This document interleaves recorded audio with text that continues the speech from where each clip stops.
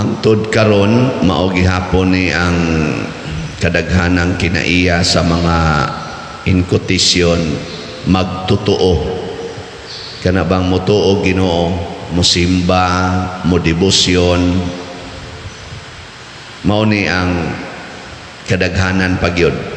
Unsa man nga interesado tang mo sinati sa milagro nga gihimo sa Ginoo, sa mga milagro. Mo na ang mga tao nag-ilugay kay nakadungog man sila nga milagroso si Jesus. Pero wa gani milagro unsa may nahitabo. Wala. Muna kay kaning atong San Vicente dinhi wa pa man ni milagro. Agi-agian lang ni. Kining atong Santo Niño gibutang dinhi sa atong altar. Wa man ni milagro. Amo ni bakante kay mga lingkuranan. Why hapit mo tambong bisag 14 na tong announce nga maghimo tag atong pista, mura lagwa. Di ba? Ordinaryo. Pero ni apa ni milagro, ganihang alas 3 kaadlawon, puno na ni dinhi. No? Puno na nga na diha, mag-traffic na diha, gamay kay nato agianan, mo traffic na. Muna si Jesus, mapiit na gud siya sa mga tao. Mapiit siya ba? Siya, ang dami na lang kog sakayan. Kaya mo irog-irog kog jutay. Kaya mapiit ko. Kaya tungod lagi sa milagro. Kamo, kung sa inyong gianhi din milagro? Nganong nisimba man mo? Milagro? Bantay mo ha. Unsa man untay sakto kana untang mangita ta Ginoo kay gusto tang musunod niya. Mao na ang atong tubag sa Salmo. Unsa to? Ani ko Ginoo ako aron pagtuman sa imong kabubuton. Kana bang mangita unta ta Ginoo ba aron mukat-on ta unsa may kabubuton sa Ginoo ining ako karong pagkamasakiton. Kining akong pagaw unsa may kabubuton sa Ginoo ani di ko magsige ingon Ginoo ayuha ko ani akong pagaw. Lord, napagaw ko, tudloi ko unsa may imong kabubuton aning akong pagkapagaw. Niya gihunghungan ko sa Ginoo karon pagyud pagdayon akong barog ningon Ginoo ayaw na gyud inom og bugnaw. Ay ganahan kay kang moinom og bugnaw, labi nagbugnaw nga beer. Ayaw na gyud. Na depende na ni nako ron kung moingon ba ko ania ako aron motuman sa imong kabubuton. Di ba? Ginoo mo dool ka dinhi Ginoo gubot kay akong pamilya, gubot ang akong mga anak musukol nako. Di na maminaw mga tapulan kayo. Ayaw pag ingon Ginoo usba na intaw ni sila himo ataw ni silang mga buutan ayaw nang diktar na kas Ginoo ingna unsa may imong kabubuton Lord nga naingon ani maning akong kahimtang sa pamilya base dog ingnon kas Ginoo tungod ani sa imong pagkayaw-yawan tungod ani sa sige nimong pamalikas adtong gagmay pa ng imong mga anak sige hala na nimog kusi sige hala nimog hapak imo pagid ng buy-buyon nga dagkog kaon o tanawa karon di ba musukol na nimo ana muna iniguli sa inyo ayaw na gyud pagyaw-yaw dawata ang imong mga anak nga maunay mga bunga sa imong yawanon nga mga buhat ana no adi muli din kang adto magsige na kaingon pasaylo ako mga anak nga ako daay gatanom anang yawa sa inyong batasan kay akong gipaambit ninyo ang akong pagkayawanon ang pagkadaling masuko ang pagka-controlling pagka-domineering nga pagkatao gusto jud ko nga ang ako mo'y matuman mo nang ako lamon sige haglato sa una sige haghapak karon natakdan sad mo ang inyo na sang gusto nga ang inyo na sad mo ay matuman inyo na lang kung tubag-tubagon pariha na ta Moingon ni kas Ginoo, salamat Lord nga imo kong gipasaksi sa bunga sa akong daotang binuhatan. Nausab dayon ka, di na ka magyaw-yaw, ana. Mao na siya gitawag og transformation. Dili gustos Ginoo ang milagro. Kay kanang milagro god murag outright ba, murag pag adto nimo ga-wheelchair pa ka, pag uli nimo naglakaw na ka, mo na milagro. Nya ibilin dayon imong wheelchair, ibilin dayon imong crutches, o niya moingon dayon milagroso ning lugara. Hapon sisok dayong mga tao dito, ana. Mao na siya ay duol kayo sa yawa. Mao nang naingon si Kristo kausa siyang wali, this is an evil generation. Usa ni ka ngilad yawanon nga kaliwatan, nganuman magsigi silag pangayog milagro.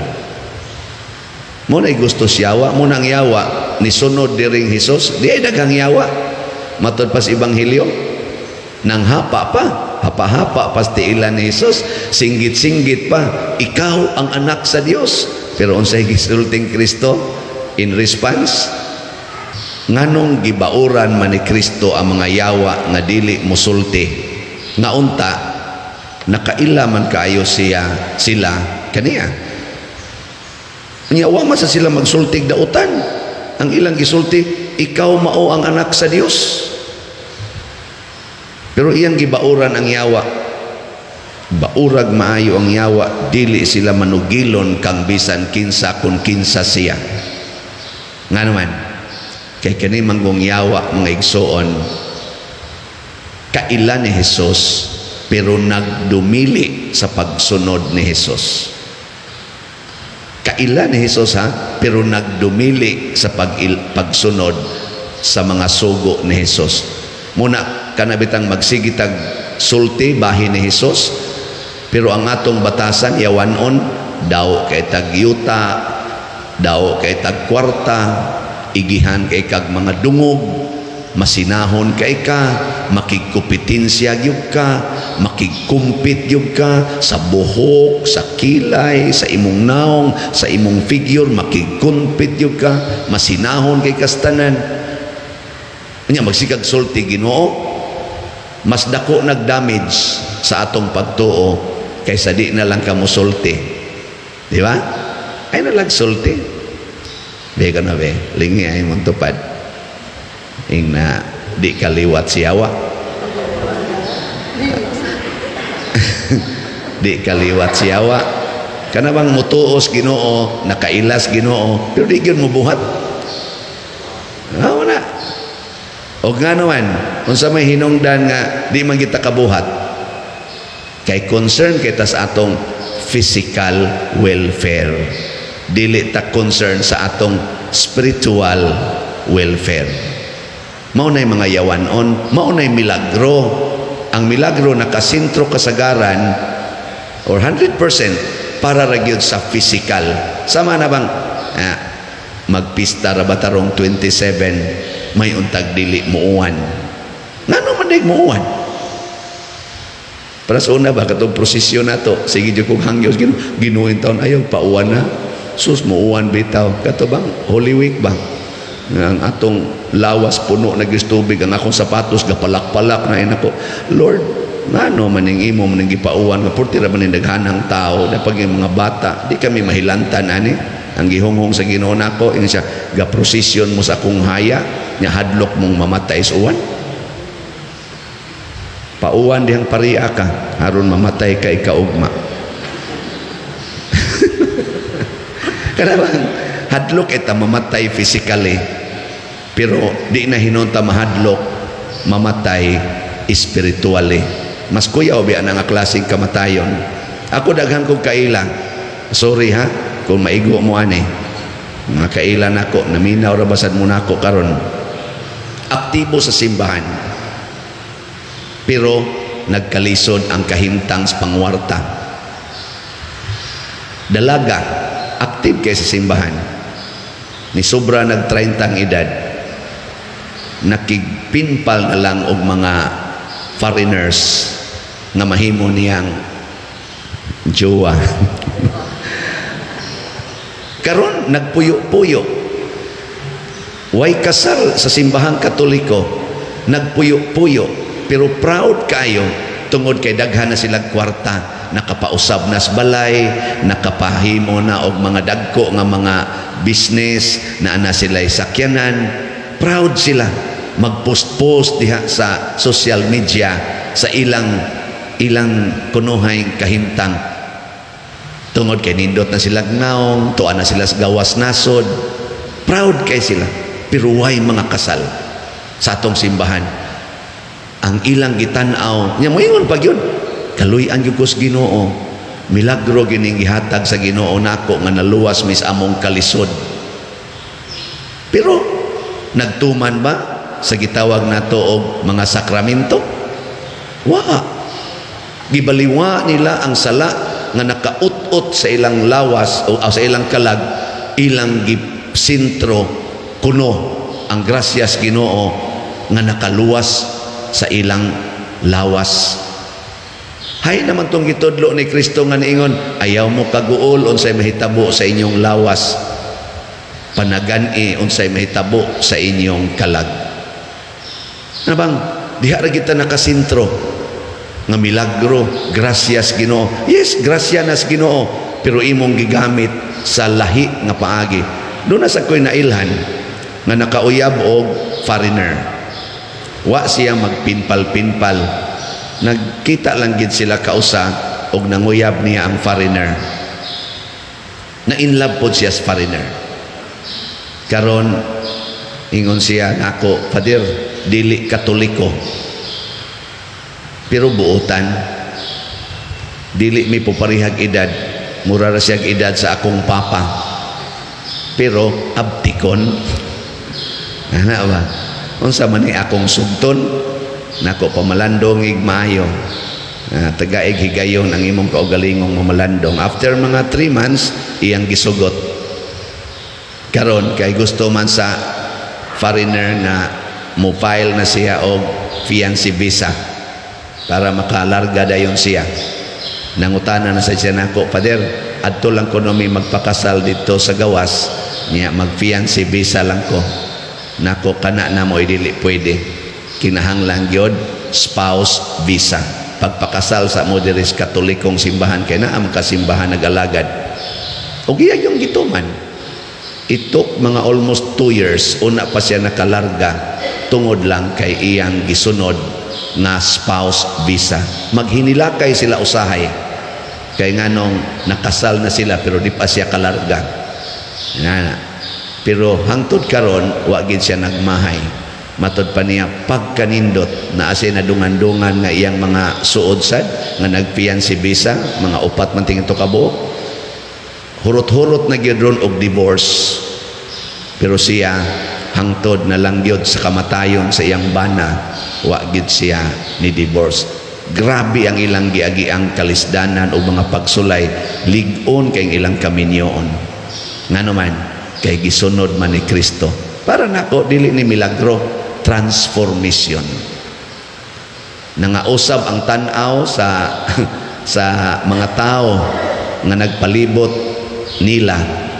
Ngano man talagsaon kuno kaayo nang usa ka Pilipina dili mudawat sa fiancé visa kay mangita gyud spouse visa. Talagsaon kayo nausab ang pananaw sa mga taong naglibot nila. Para nako mao ni ang nindot. Ana bang mausab ang pananaw sa mga tao sama ni Kristo? Nausab ang atong tan-aw sa usa ka pari. Ang pari sa ilang panahon maoy nagdiktar sa mga tao unsay buhaton, pero dali kay masuko, dali kayong mo reject, isalikway ang mga makasasala. Pag abot na ni Kristo isip pangulong pari nga gihisgutan sa unang pagbasa, pagka maluluyon, pagka mapasayloon, siking kuyog sa mga tao ang mga pari sa unang panahon, tuara gyud sa templo, siging diktar sa mga tao, siging pabayad. So si Kristo ni kuyog sa mga tao, tuagid siya sa mga tao. Nausab ang pananaw nato sa Ginoo. Ang Ginoo sa una nga usa lang katingog mura tag mahadlok, ang Ginoo di ay maluluyon, ang Ginoo di ay cute, ang Ginoo di ay lovely. Wala Santo Niño, bato blanis gugma. Ilingi ay mong tupad ing na lovely ko. Ing na ba? Nasa imong tanaw ako lovely ko. Ingon na imong tupad naong nimo. Nganong lovely man si Santo Niño? Depende. Ug ang imong kasing-kasing na Ginoo, lovely siya. Pero kung ang imong kasing-kasing way Ginoo, labi na gapuyo ka sa sala, kanang siging puyo-puyo, ang si Santo Niño mutulisok nimo. Ngano man ang iyang mensahe gugma og purity. Kana bang purity? Dili bata guna pure nya ikaw moduol niya gapuyo-puyo ka, ga same-sex union ka. Ako nga nagmisa na aday ko'y kabit, ako din gikabit ang lang kinsa tulisokon tang Santo Niño. Adi externally mura lagwa misa lang ko, pero inigadto na ko in my private moment with the Lord, tulisokon ko. Wali-wali ka, tuga-tuga kag wali, agap kay kag kwarta, paingon-ingon kang sunod ka nako, kunya ang imo daing sentro, sige lang kag pamaligyag sla kay sud sa imong bulsa. Di ba? Debosyon mo nako, nya manag-away day mo tungod anang kwarta, tungod anang authority, pakauwaw la mo. Di ba? Ano yung kuntutukan? Og maunta ni ang atong tinguhaon. Og salamat sa atong mga katawhan nga way pagpangayog bayad, di gani magpa-announce sa ilangan, siging palit na tog mga slots, no? Siging palit. So ang atong halin sa atong dopes kagahapon, bunga ni sa mga transformation sa kasing-kasing. Ang dopes ni abot nag 17,666 atong halin. Unya sa ato sang kaning Santo Niño's Joyful Power 5,691 na atong halin. Bakpakan na to ang atong mga katawhan. Daghan kaayo ani ang makatagamtam sa kaayuhan. Dili ni milagro ang atong gipangita, kung dili transformation gikan sa pagka daw o kwarta ngadto sa pagkamanggihatagon o kwarta. Nga bitay ni hatag karon, last week ni hatag siya. Karon na sang simana ni hatag na sad. Nya ingon din siya, ako ning gibuhat pader kay naa may panginahanglan, nya ganahan gyud kong makaapil bisag ginagmay lang. Nako moapil gani kaaning atong pagpanghatag og mga grasya sa atoy sikataw, dili ni ginagmay. Sa imo lang daang gisulti nga ganahan gyud kang moapil sa pagpanghatag, dako kay nag-impact sa Ginoo. It is not measured in the amount but in the love in your heart. Mo na ang biyuda nga nihog og duha ka dako out of kaning dako jud kay gugma niya sa Ginoo, dako kay ito values Ginoo. Ana magunsa man ang muhatag ka dinhig tag milyon-milyon, pero ang imo di ay pasikat lang. Pero nasa nihatag na tog milyon-milyon dinhi nga wa gyoy interest nga i-mention. Magsige paganig bawal ay gyud mention na padirha resibo, ay na lang ng resibo. Ana pa yun, naku di pwede kay ga accounting mi dinhi, pero di na namo mentionon. Nasa uban hatag lang ko sa kaslat, sige pagyugyaw-yaw anong wa man. Ako kani kinahanglan pa ning additional transformation. Nabasin pagkaron wa na gina sila muyaw-yaw, no? Ana sige manindog na ta mga transformed.